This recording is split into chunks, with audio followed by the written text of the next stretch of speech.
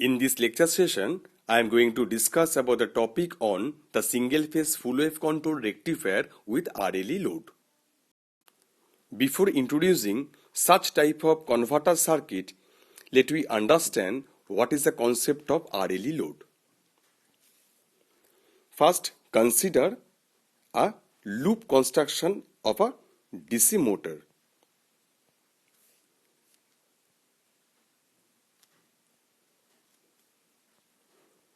This one is suppose N or N pole. This is suppose S pole, and the direction of the flux, that is from N to S in this way,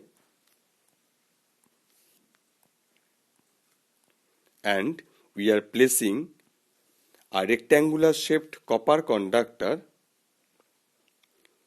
between the two magnets in this way, and the end part is connected to a DC supply through popper mechanism or slip ring.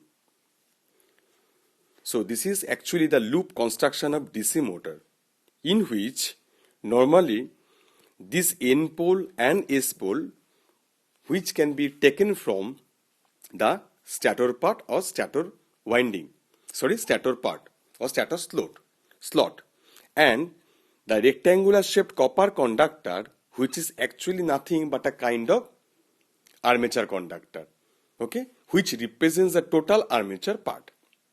And we are placing this conductor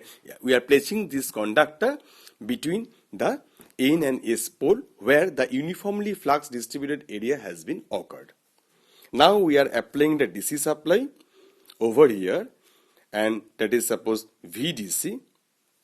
That means what? When we apply the DC supply to the conductor, then we can say we are placing a current carrying conductor in a uniformly flux distributed area that has been occurred due to presence of two permanent magnets, that is N and S.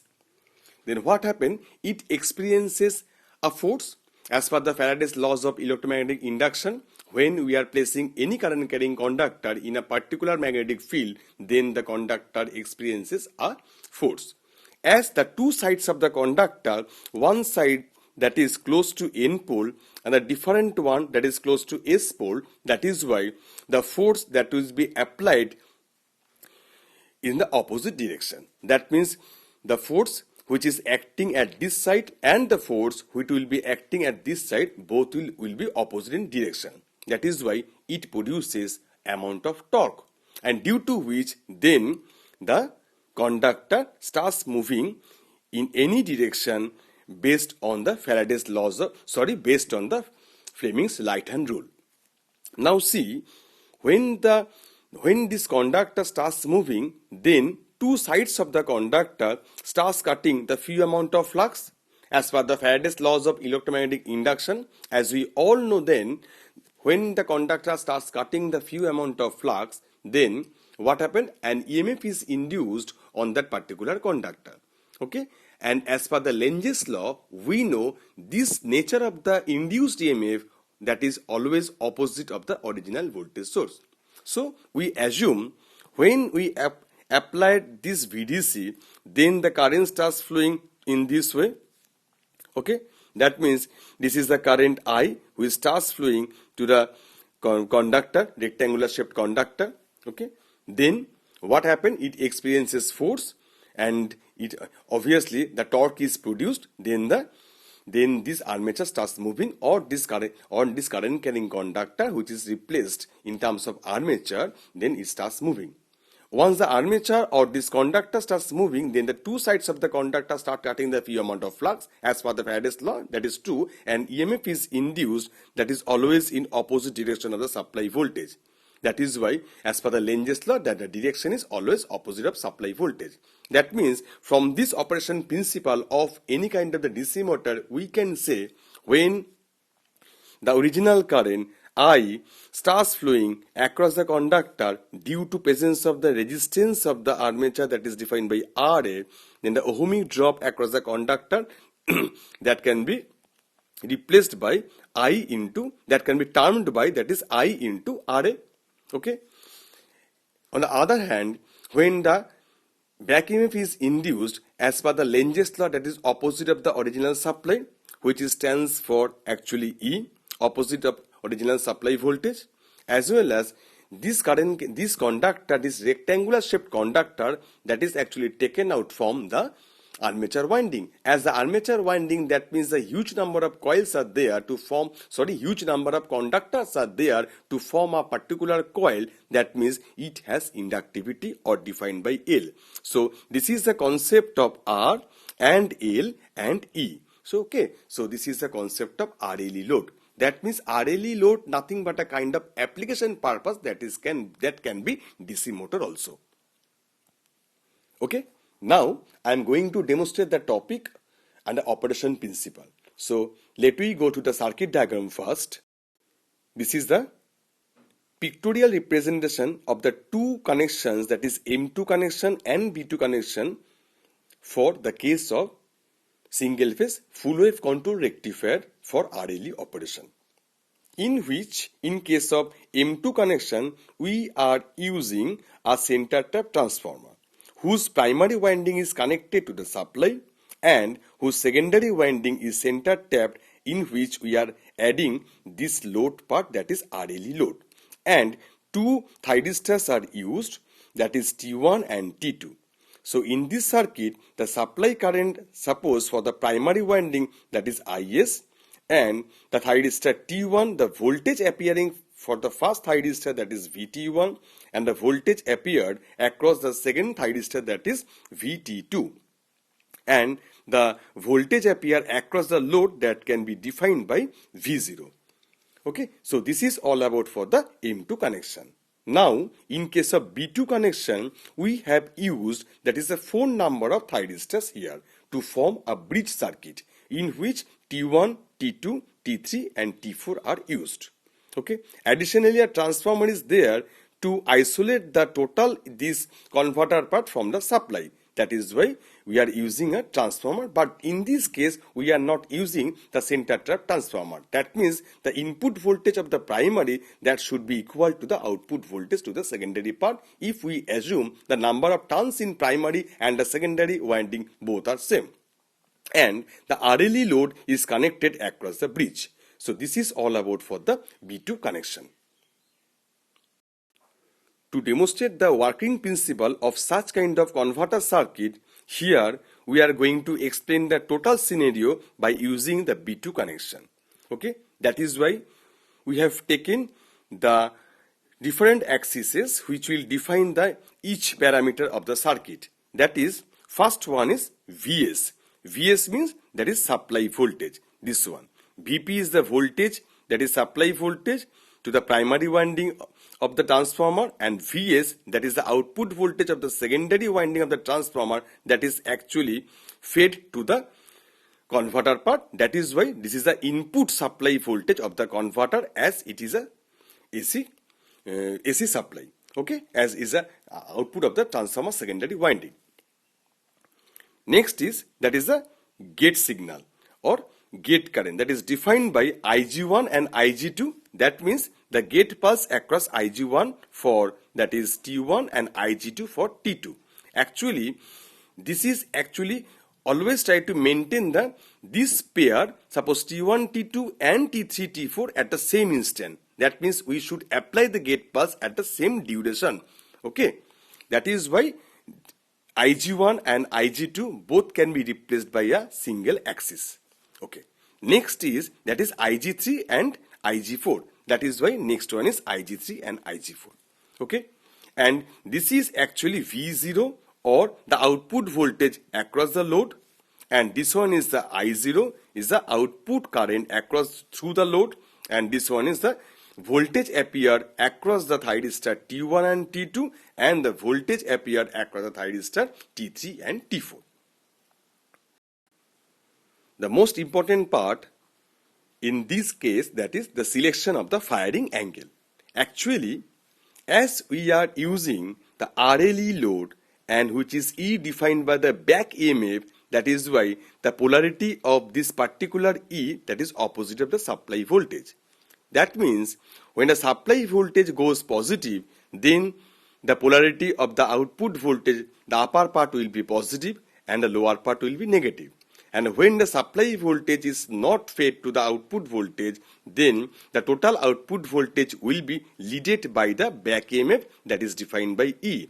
Similarly, in this particular case, still the voltage across the upper part, that should be positive, and the lower part, that should be negative. That means in the both cases, across the load, the voltage is always positive and in the same direction. That is why through which we can do the rectifier operation.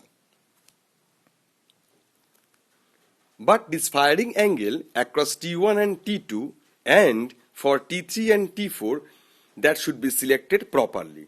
Okay, as it is true when the thyristor when the converter is not working, then the total voltage is leaded by this E. Okay, that means we can define both the waveforms in a same direction. As E is in the same direction with respect to positive supply, that is why we can draw this part E is a straight line. As it is a DC, we can consider the back EMF in terms of DC, that is why in a straight line. Okay, so think about this particular point where this E, the waveform is E, waveform of E, and the waveform of the positive half cycle of the supply, that will coincide in this particular point. That means at this particular point, up to this particular point, we cannot apply the triggering pulse, okay, across the thyristor. Because what? Because if we consider, see, this point is suppose theta 1, that means 0 to theta 1, what happened? In this duration, the positive, due to application of the forward half cycle, the supply voltage goes positive from its low value to a particular value, means from 0 to theta 1.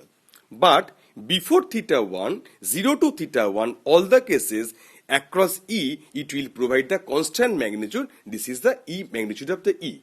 Okay, that means we cannot fire the SCR T1 and T2 before the theta. As because if we are trying to fire before theta, that means what? Then E has the higher magnitude with respect to supply voltage. That means as because E is high in magnitude, that is why upper part, this will be positive and this will be negative. Then current try to flow this direction or this direction. As the supply voltage is low magnitude with respect to E, that means all the cases, all thyristors are in reverse biasing condition. We cannot fire any one from the given 8 number of thyristors. That is why the selection of the firing angle, that should be considered by using this theta, that will be equal to what? That will be equal to Vm sin the expression, that should be equal to Vm, that is Vm sin theta 1, that should be equal to what? That should be equal to E. That means we can write theta 1, that should be equal to sine inverse E by Vm, that is E by Vm. That means this is the minimum angle up to which we cannot fire, but we can apply the triggering pulse above theta 1. Oh, okay. This is the starting point of applying triggering pulse. Similarly, we can consider the next thing also. Okay. If we consider this is suppose the point of theta 2, so we cannot apply theta 2, so we cannot apply the triggering pulse above theta 2. The similar case will be happen as the thyristor will be in reverse biasing condition, due to the E has the higher voltage with respect to the supply voltage.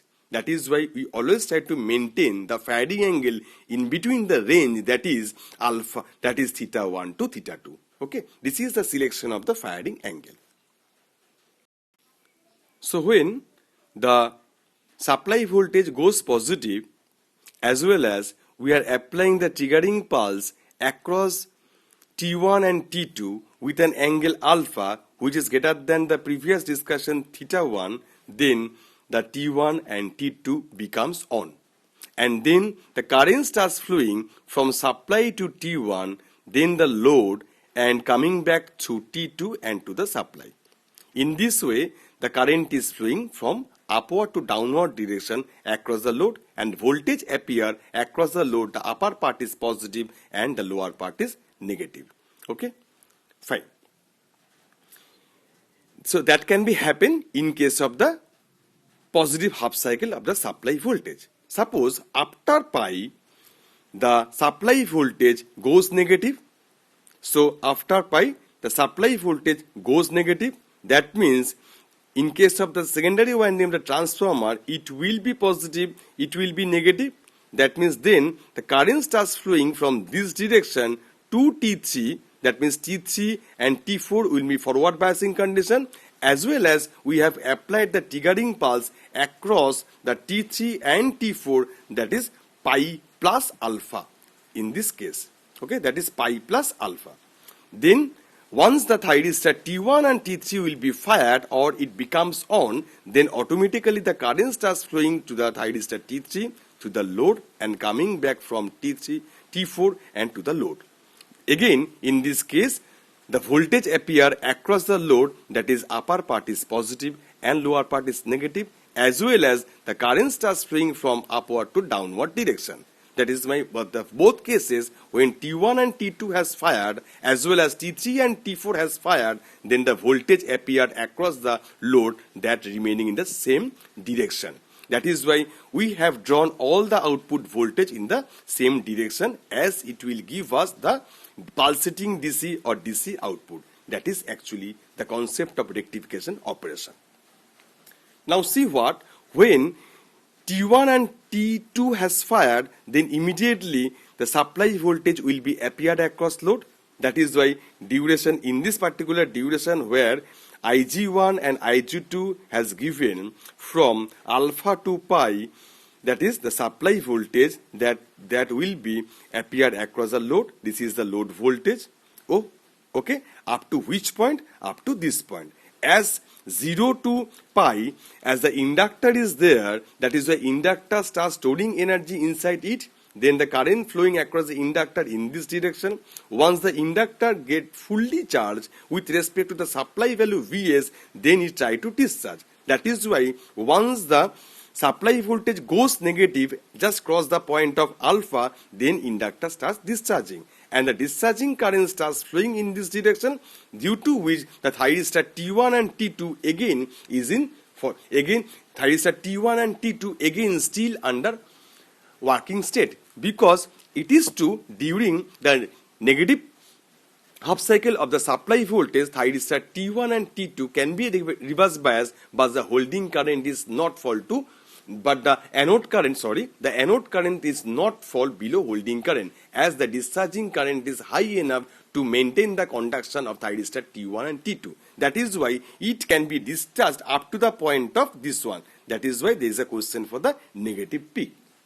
So once we are giving the next triggering pulse to the next pair of thyristors, that is T3 and T4, then again it will be started in this way. So in this way the total scenario can be happen, and we can experience the total output voltage waveform in this way.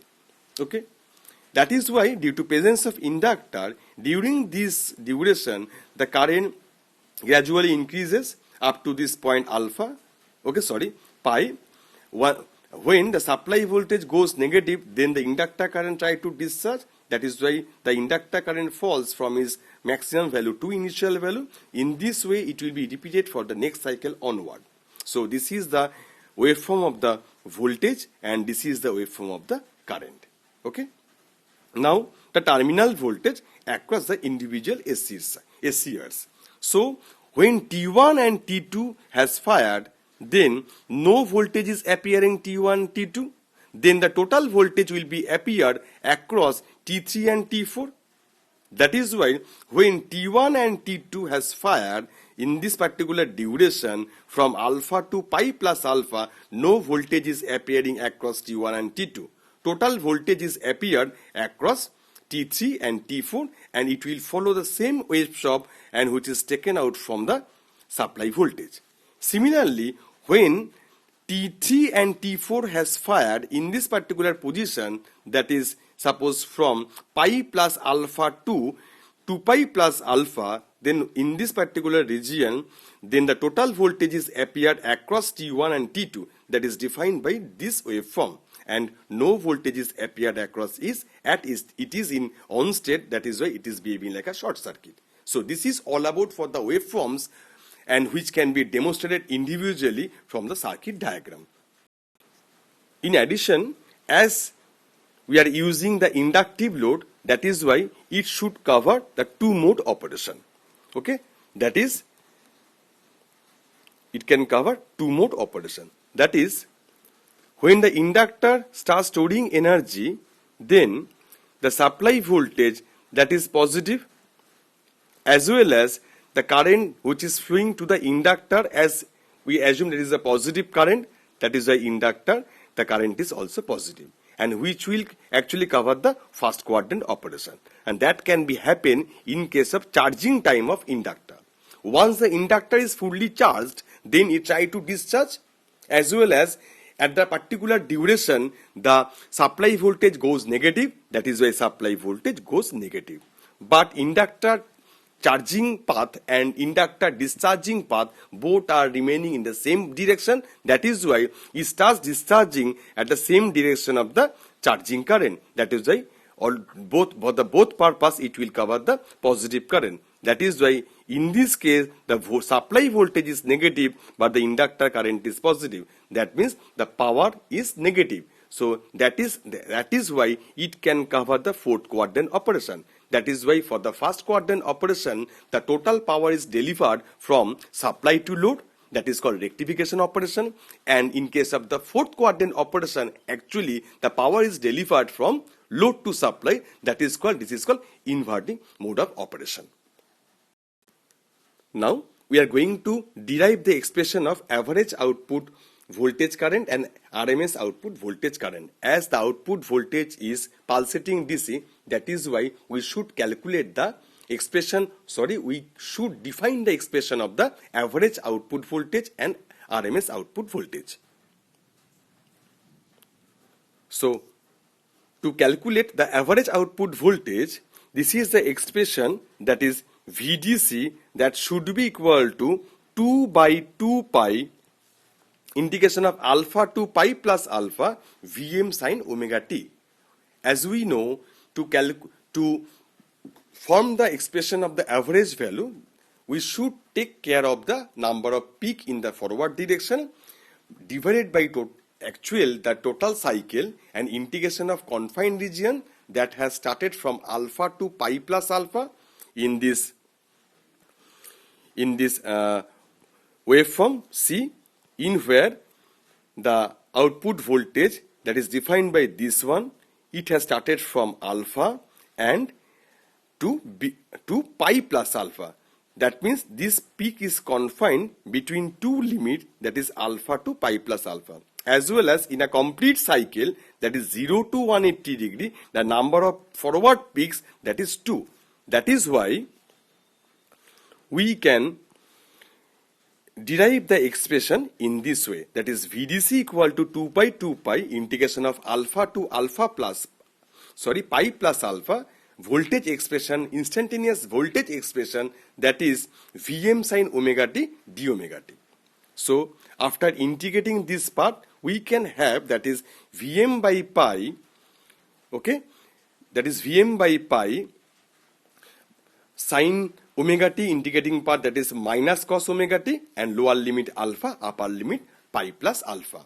And considering this upper and lower limit, that is Vm by pi, that is minus cos pi plus alpha plus cos alpha. And after simplification, we will have, that is Vm by pi, that is plus cos alpha, that will give us, that is 2 cos alpha. So the expression will be 2 Vm by pi cos alpha, right? So the average output current that can be replaced by, that is IDC, that should be equal to VDC minus E by R, not VDC by R. Keep it in your mind, as it is a RLE load. That is why always the E should be in opposite direction with respect to supply voltage. That is why the expression that can be written as VDC minus E, that is a voltage expression, divided by R. Now, to calculate the RMS voltage, we have taken the same expression and which we had formed in case of the formation of the average output voltage. That is 2 by 2 pi integration of alpha to pi plus alpha Vm square sin square omega t d omega t under root. As the RMS value, that means root square term. That is why after simplification we can have, that is 2 Vm by 2 pi into 2 Vm square by 2 pi into 1 by 2 integration of alpha to pi by 2 sin square omega t. So it is divided by the 2 and multiplied by the 2 to form the expression in terms of 1 minus cos 2 omega t. That is why we can rewrite the expression like Vm square by 2 pi integration of alpha to pi plus alpha 1 minus cos 2 omega t d omega t. Now we can integrating the part and we will get the result, the constant of integration, that is omega t, and cos 2 omega t, that is 1 by 2 sin 2 omega t, and considering all the lower limit and upper limit. That means we can simplify the equation, that is Vm square by 2 pi omega t alpha to pi plus alpha minus 1 by 2 sin 2 omega t alpha to pi plus alpha. So now considering the value, that is alpha, that means pi plus alpha upper limit minus lower limit, the similar can be done in this case, that means sin 2 pi plus 2 alpha minus 2 alpha, then we will get the expression this one, and considering or calculating the limit value, so we can simplify the expression, that is Vm square by 2 pi minus 1 by 2 sin 2